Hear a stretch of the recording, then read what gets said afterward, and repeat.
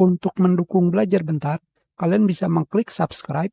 Halo, selamat datang di Belajar Bentar. Sekarang kita akan belajar cara mendownload driver untuk wireless USB adapter merek TP-Link dengan seri TLWN725N.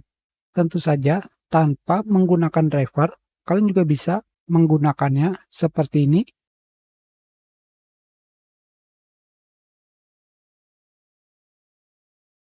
Sekarang kita cari drivernya.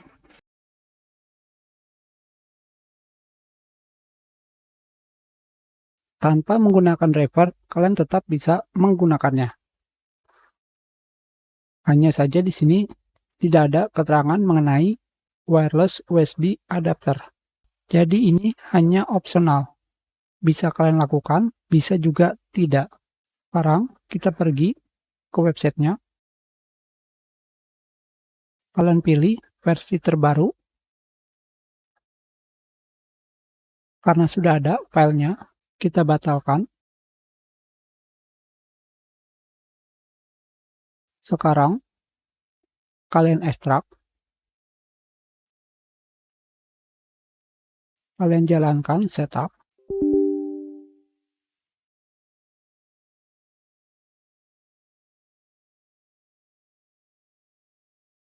Sudah selesai. Sekarang di sini sudah terdapat TP-Link wireless USB adapter. Tentu saja jika kalian melakukan uninstall,